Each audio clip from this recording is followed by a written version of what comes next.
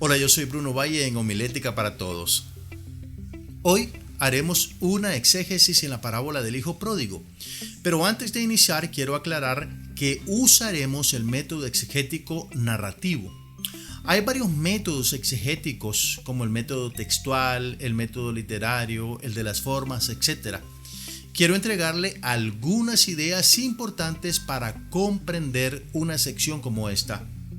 Estos pasos de interpretación usted fácilmente los puede aplicar a cualquier pasaje que tenga las mismas características narrativas de esta historia que vamos a tratar de entender por lo menos en un gran porcentaje. Ahora bien, para iniciar quiero aclararle que hacer exégesis de un texto como la Biblia no es nada fácil. Pero con la práctica constante le resultará más sencillo interpretar los textos de las Sagradas Escrituras. Así que nos vamos a enfrentar cara a cara con la parábola del Hijo Pródigo. Tratemos de encontrar varios detalles que nos van a ayudar a comprender esta historia que narró Jesús. Bueno, lo primero, y esto es básico, lo primero que usted necesita hacer es identificar el género literario del texto que quiere interpretar. En el caso del hijo pródigo, tenemos que es un texto narrativo con un subgénero que en este caso sería la parábola. En otro video vamos a hablar de los varios géneros literarios que contiene la Biblia. Ahora nos centraremos en la narrativa y su subgénero parábola. ¿Y por qué decimos que la parábola es un subgénero narrativo? Bueno, porque se trata de una historia que se narra para dejar una enseñanza de valor profundo y espiritual.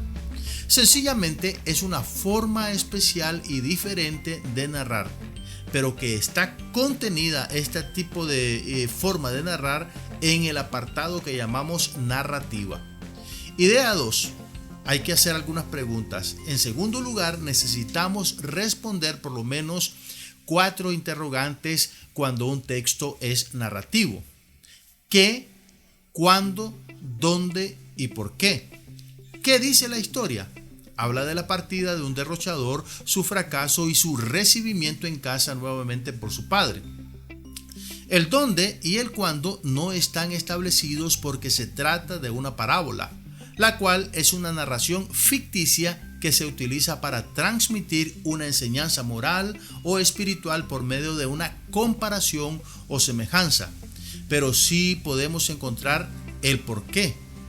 Jesús recibió una crítica de parte de los escribas y fariseos sobre que él recibía a gente de mala calaña, dice el versículo 1 y 2 del capítulo 15 de Lucas.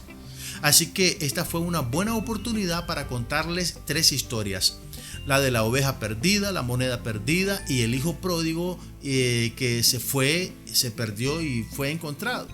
Según estos religiosos hay gente que no merece ni la aprobación ni el perdón de Dios, pero Jesús ilustra la misericordia con la última de las 3 historias. Esta es la historia del hijo pródigo, por supuesto. Hagamos una nota adicional para ampliar la razón de por qué se contó la parábola del hijo pródigo.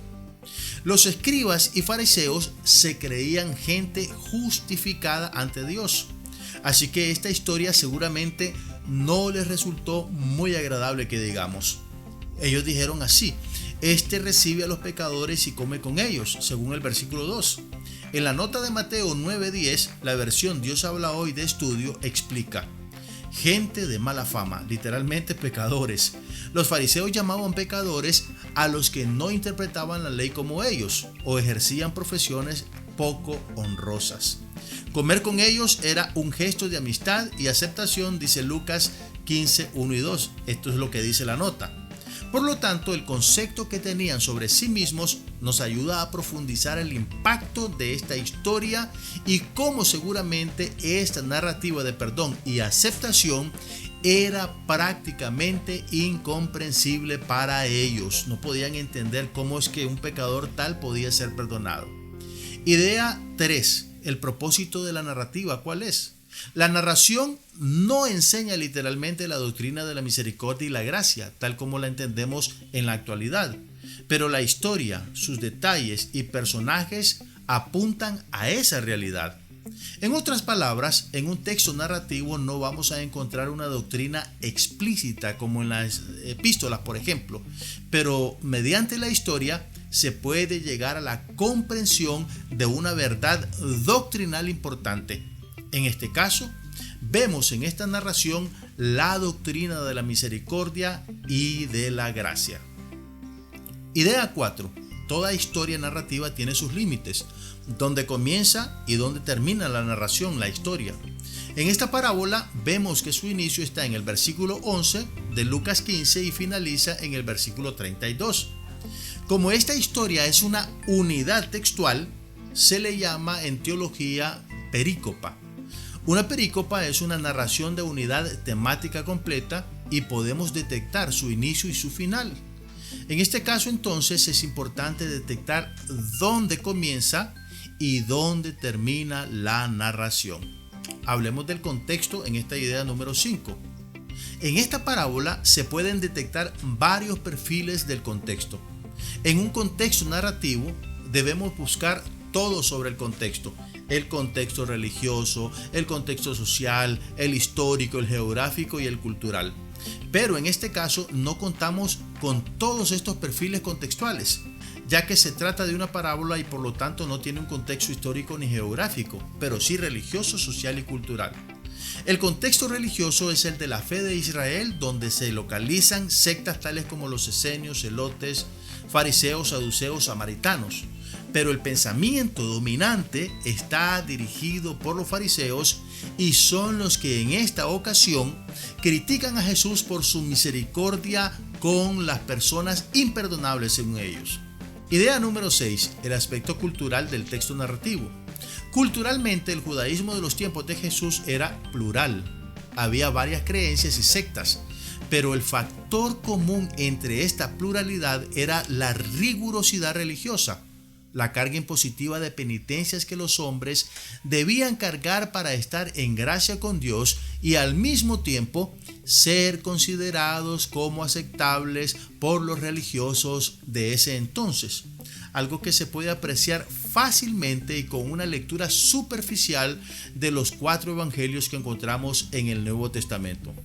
Pues bueno, este es el contexto cultural de la parábola del Hijo Pródigo, donde la religiosidad es inmisericordia y la gracia es un concepto desconocido para ellos. Idea 7. La división del texto narrativo en párrafos. La perícopa del Hijo Pródigo es una narración de unidad temática sólida y con un movimiento de acciones impresionante. Es rápido este movimiento. Esta historia es breve, pero dice tantas cosas en tan poco espacio.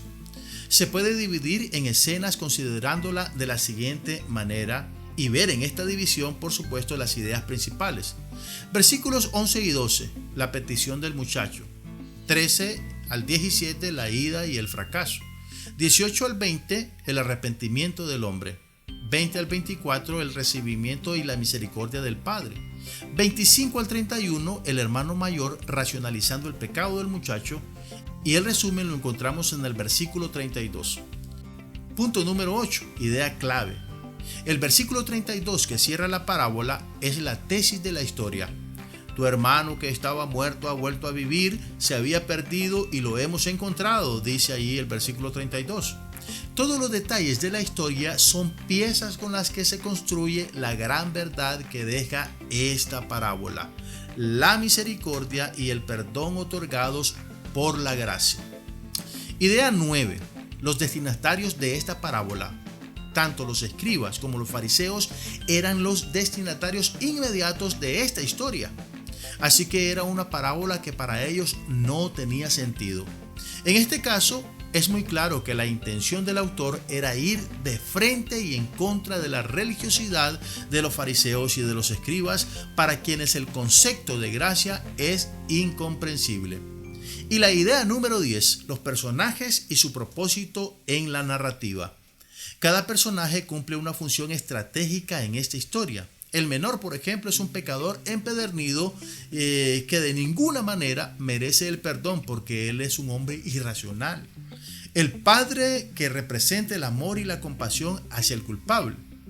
Y el hermano mayor es alguien designado para interpretar el papel de la religiosidad que malentiende la fe. En todo caso, este hombre representa entonces a los escribas y a los fariseos. Estas 10 ideas le pueden ayudar a usted a hacer una interpretación general de lo que es un texto narrativo. Pero escúchelo bien, estoy hablando de una interpretación exegética narrativa y hasta se podría decir que estamos aplicando el método literario también, porque estamos encontrando que hay personajes, hay una trama, etc. Lo invito a nuestro próximo video a seguir con nosotros tratando de comprender y predicar las Sagradas Escrituras al mejor nivel. Recuerde que usted es un gran predicador, pero necesita seguir desarrollándose para la gloria de Dios y el beneficio de aquellos que escuchan sus mensajes. Mira nuestros videos más recientes aquí y vea la lista de reproducción homilética para que tengas un estudio sistemático y completo sobre esta materia. Suscríbete a nuestro canal y de esa forma estarás informado siempre de nuestro contenido. Si tienes una pregunta o algo que decirnos, déjanos en la sección de comentarios tus aportes. Comparte nuestro contenido. Muchas personas más necesitan conocer estas enseñanzas para mejorar como expositores de la palabra de Dios.